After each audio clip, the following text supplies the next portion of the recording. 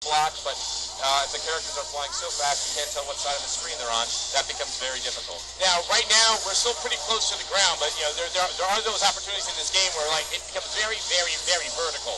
Indeed. So everyone's got there it is. We're going to see it popped up right there by Morgan. Air combo straight into the uppercut. And Hulk doing some big damage there against Morgan. And Justin's already in trouble. Here comes Rai. Got Hulk a defensive thing, slams him down onto the ground, and that's going to be the Gamma Wave Super, which catches him off the ground and lifts him right up into the Iron Man beam. Oh, fast flying action there from... Yes, that was a visceral thrill that I was looking for out of this match. You can't blink in this game, the action's so fast.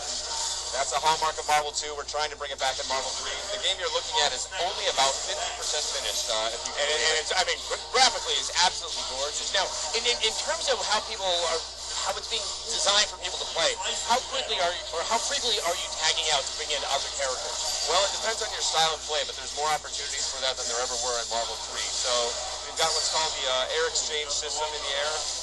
If you've got somebody launched into the air and do a combo, you can hold up towards or down and hit the air combo button to tag them out and send one of your teammates in and continue the combo that way.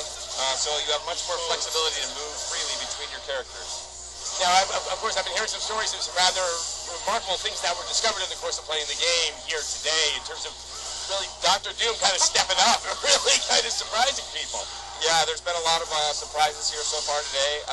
We'll see who the big champions are. We'll see, basically, one of the interesting things about the tournament is that you're not able currently to select two of the same characters, which I should tell everybody listening on the stream. If I actually get that question, does that mean only one person can pick the character? No, we just haven't got the alternate colors approved for everybody. So once we have alternate color schemes for everybody, you will be able to select two of the same characters. There's two green Hulks on the screen, and then I'm suddenly, it's downhill from there. I can't make heads or tails. You don't want to confuse anybody. Now, I must say also, we've got Captain America on the screen. He's got a very tricky command dash, which uses the exchange button on the ground. Nice combo. That's going to take him out of there. Yeah. And then we run out of the time, and Rai is taking it down. It's going to be 2 out of 3. All right, Rai up 1. He is, and this is, just a quick 2 out of 3. And it's a single elimination, so that's very brutal. There's no losing bracket here. And we have Iron Man. He's got a sort of a new look. Both of them are thinking about things here. Dante called out. The crowd's It sounds like as you pick your 3 characters, it is quite dynamic. You can be very strategic. Even if you only use one for just a quick special attack. That is exactly the case. So many characters, they also have assist moves. So even when they're not on screen as your main controlled character, you can call them onto the screen at any time to perform an assist. The assists can really determine the value of a character.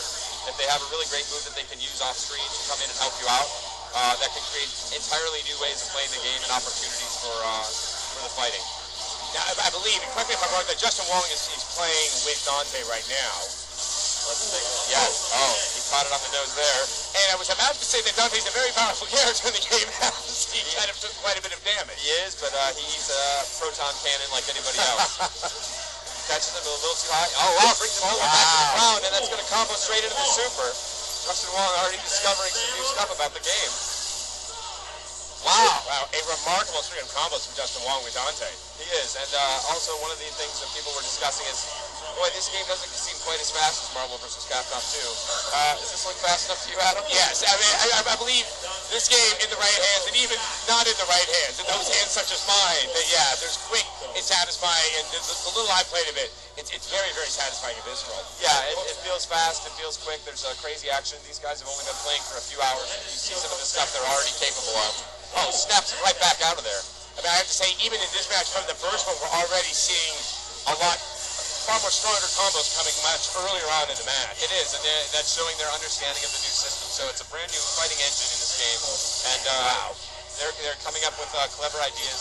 these guys at this tournament are all about finding ways to abuse the system. Yes. And that in turn is quite educational for you and everyone else at Capcom to figure out, hold on, we need to be mindful of that when we put it out on the shelf. That's one of the great things about having a great community and having a great opportunity to speak to them directly is you have the game out here on a location test, so people get a chance to play a game they're excited about in advance, and we get a chance to have great players tell us what's working, what's not. How surprising have you been with the way that people like Justin Wong and Rai have been, manipulating what's made available in Marvel vs. Capcom 3?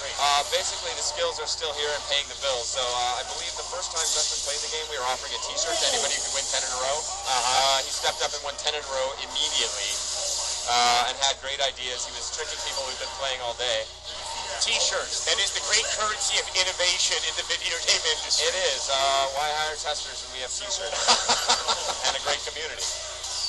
So Rai really has that Hulk combo down. He's doing a quick ground pound, and then by the time he lands, Hulk's Gamma Wave Super is able to pull him back up off the ground, basically creating an earthquake across the ground. Very dangerous. And here comes Wolverine. He's gonna. Oh, Hulk survives. We have a thing where you get a last final chance there with that last pixel. Oh, he faked it. And that's another new technique we've seen here just today. Yeah, he was actually aiming. That's correct. That's a great observation for anybody who's new to the game. Before, you might have seen Ryu's Chiku how to have been flying sort of horizontally across the screen. Now you're able to aim it in whatever direction you want, which creates all sorts of new possibilities. All right, it looks like Rai. Yes, Rai took both of those. And in the words of our in-house announcer, he got bodied. That's got bodied. Your body hit the floor pretty hard. hard. That's a term that probably should stay within the fighting game community because if you use that too freewheeling, things may get ugly. Yeah, well, in the wrong part of town, things could take an interesting turn. Next up, it's going to be Keats. He's the front page administrator of SureYouCan.com, a very popular fighting game site, and he's going to be up against Karasa. These guys both were Final 8 competitors in our Tatsunoko vs. Capcom tournament, who've been very interested in Marvel vs. Capcom. And obviously, there are elements of Tatsunoko vs. Capcom that is in Marvel vs. Capcom 3 for obvious reasons. Some of them, yeah, there's some similarities in terms of the control scheme, and but really it's going to be a blend of the new games that we hope some new things with some new flavor as well, and of course all the great new characters. From Marvel, there's Deadpool getting busy with an air super. Deadpool is famous for his really beautiful animation and everything else. One of the other new things we've shown off today here is level 3 supers, which have never been seen before. Yeah, yes, at E3, when we were looking at Marvel vs. Capcom 2, it only got to level 2, which was rather wild and impressive at just that level. Yes, so now ours don't go quite up to 11, but they do go up to 3. And for instance, we'll see if we can. Oh, look at that relentless keep away! Wow, just keeping it pinned across the screen. That is some cheap stuff right there. I love it. Wow. Karasa looks helpless. Let's see if we can find a way in here. But yes, the level 3 supers. The one my favorite is Deadpool's level 3. And once again, we're seeing that you can aim the beam. Is that difficult? Is it a very subtle movement of the stick? No, it's once you basically fired off the super, it's pretty easy to just aim it, hold it in any direction, and you'll catch whoever's in your way. So I hope we have an opportunity to see Dante's level 3 super. That would be really amazing. I don't know if I want to spoil it. We'll see if we get towards the end. Maybe. Well, I believe we in the previous match saw level 2. Yes. And it has to be something bigger than that. Yes. Oh, it's unbelievable. So we'll see if we can send it directly out to the people viewing today. Obviously, Deadpool, he has some good range attacks with the guns. Are you trying to strike a nice balance with all of the characters with close range and long range attacks? No, actually. So what we're doing is you do see some strong distance play. So Deadpool is actually quite dangerous up close. But we have sort of a basic dichotomy that we use on the design side of sort of what we call our giants, who want to be up close and in your face, sort of a Hulk smash kind of kind of a thing, versus people who fight primarily with like beams and things like that. We saw a nice little exhibition there in the air. It was a 13-hit air combo. It was, and we've only begun to see the full extent of the combo powers.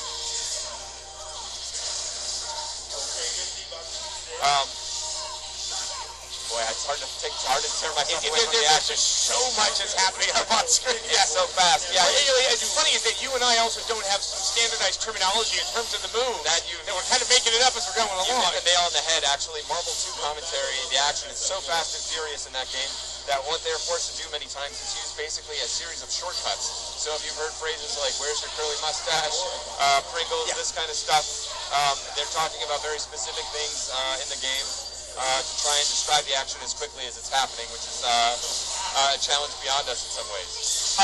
Actually, I would like to acknowledge, and I'm blanking on the name, but one of the announcers for Marvel vs. Capcom 2 is absolutely astonishing in how fast he can get that information out there. Yeah, those guys are awesome. They're a special breed. I don't even think about trying to step up on that. I tip my hat to all of them. It really is remarkable skill.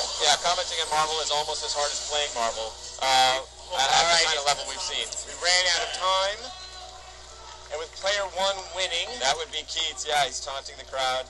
Karasa's got a big smile on his face. He's having a good time. That's what's nice about it. It's an exhibition. I think next year